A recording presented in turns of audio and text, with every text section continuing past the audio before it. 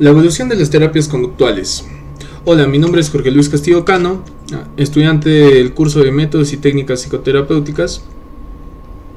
Y en este video ensayo, titulado La evolución de las terapias conductuales de la primera a la tercera generación, exploraremos cómo han cambiado los enfoques terapéuticos desde mediados del siglo XX hasta la actualidad.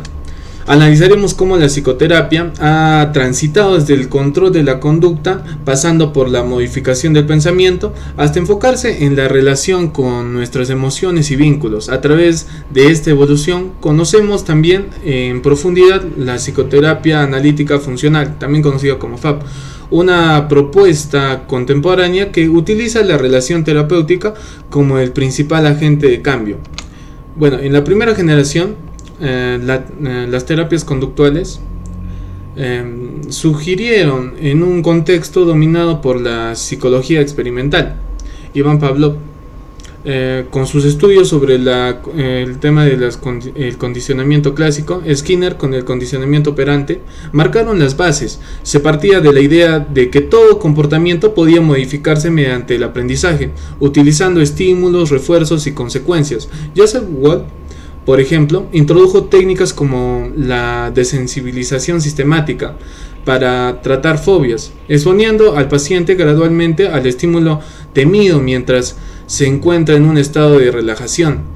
Estas terapias se centraban exclusivamente en las conductas observables, por lo tanto, el objetivo era cambiar conductas problemáticas directamente, sin involucrarse con el mundo interno del paciente. Su éxito fue notorio en contextos educativos y clínicos con niños, pero sus limitaciones fue precisamente esa: ignorar los pensamientos, las emociones y la subjetividad del paciente, lo cual generó una visión muy mecanizada del ser humano. En la segunda generación, las terapias cognitivo-conductuales, también conocidas como TCC, ante las limitaciones del modelo anterior, durante los años 60 y 70, emergen las terapias cognitivo-conductuales, lideradas por autores como Aaron Beck, Albert Ellis. Estas propuestas dieron un giro importante al incluir el mundo interno del paciente, pensamientos, creencias, emociones.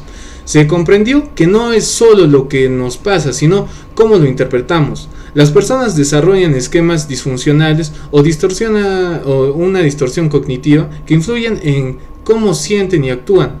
El objetivo entonces pasó a ser la modificación de pensamientos irracionales para producir cambios en la conducta y en las emociones.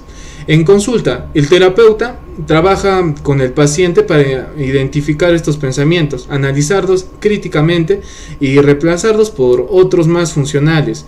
Técnicas como la reestructuración cognitiva, los registros de pensamiento y los experimentos conductuales son muy comunes. Esta generación consolidó la eficacia terapéutica en múltiples trastornos como la depresión o la ansiedad, pero aún así seguía manteniendo cierta rigidez estructural, aunque más completa en su predecesora. Mantenía una separación entre cognición y conducta que no lograba capturar del todo la complejidad del ser humano. Bueno, la tercera generación, terapias contextuales, enfoque FAP. A partir de los años 90 surge una nueva ola de terapias que responden justamente a las limitaciones de la TCC, las llamadas terapias de tercera generación o contextuales, como la terapia de aceptación y compromiso de Steve Hayes, la terapia dialéctica conductual y muy especialmente la psicoterapia analítica funcional, también conocida como FAP, creado por Kohlenberg y Tetzai en 1991. Estas terapias no buscan tanto eliminar síntomas como cambiar la forma en que las personas se relacionan con sus pensamientos, emociones y vínculos. En lugar de intentar controlarlos, en particular FAP propone que el contexto terapéutico es una oportunidad única para observar, evocar y transformar los patrones de conducta del cliente, ya que lo que ocurre en la sesión es reflejo de lo que ocurre en su vida cotidiana. Por ello, el corazón de FAP es la relación terapéutica misma, utilizada como herramienta para producir un cambio real y profundo. El terapeuta observa las conductas clínicamente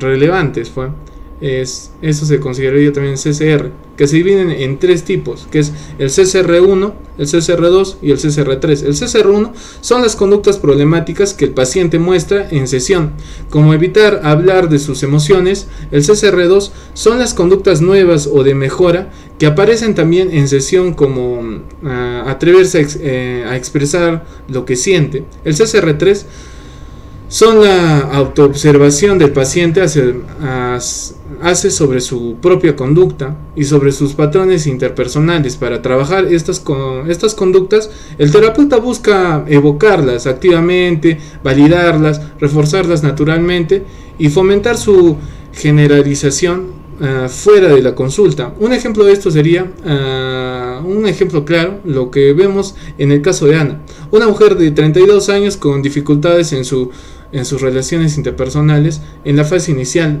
Ana evita hablar de lo que siente, lo que se identifica como CCR1. El terapeuta, al mostrar genuino interés, logra que Ana empiece a abrirse poco a poco. Esto también se llamaría CCR2. En la fase intermedia, se trabaja directamente con la evitación. Cuando Ana expresa que tiende a alejarse por el miedo al rechazo, el terapeuta le señala que esto también ocurre en la sesión y la anima a permanecer emocionalmente presente. Al lograrlo, Ana empieza a reflexionar sobre su patrón y cómo se repite fuera del consultorio. Esto es CCR3. Finalmente, en la fase final, el objetivo es generalizar estos avances. Ana practica tener conversaciones emocionales con su hermana y se prepara para continuar su proceso de cambio sin la presencia constante del terapeuta, consolidando su autonomía. En el tema de comparación entre generaciones, al absorber esta evolución podemos ver que cada generación de las terapias responde a una necesidad distinta del paciente y del contexto histórico. Las primeras terapias buscaban modificar directamente la conducta sin considerar el mundo interno, y las TCC introdujeron la cognición como la variable clave para el cambio, y las terapias de la tercera generación, como FAP, comprenden que el sufrimiento humano no solo depende de lo que pensamos o hacemos, sino que de cómo nos relacionamos con nuestras emociones, nuestras historias y con quién nos rodean. Lo interesante de FAP es que convierte la sesión en un microcosmo, digamos, donde todos estos elementos se ponen en juego y desde ahí se trabajan con honestidad, empatía y conexión real. El impacto actual y la reflexión crítica. Actualmente, la integración de estos enfoques permite una mayor personalización en la intervención clínica. La conducta, el pensamiento y el contexto se abordan en conjunto. Las terapias contextuales han demostrado ser efectivas en casos complejos como el trastorno del límite de la personalidad, trastornos afectivos profundos y dificultades vinculares. Sin embargo, también requiere terapeutas altamente calificados, capaces de leer entre líneas, tolerar el malestar emocional y adaptarse con sensibilidad. Las primeras generaciones pueden parecer rígidas, pero ofrecen claridad y estructura. La segunda aporta estrategias cognitivas muy útiles. Las terapias como FAP ofrecen una experiencia emocional viva, pero también demanda mayor compromiso tanto del terapeuta como del paciente. En conclusión, las terapias conductuales han recorrido un largo camino. Pasamos de ser el ser humano como un conjunto de respuestas a estímulos a considerarlo un ser que siente, piensa, reflexiona y sobre todo que se relaciona. FAP, con su mirada contextual y relacional, nos muestra que el cambio no es solo una conclusión de técnica, sino de un encuentro humano.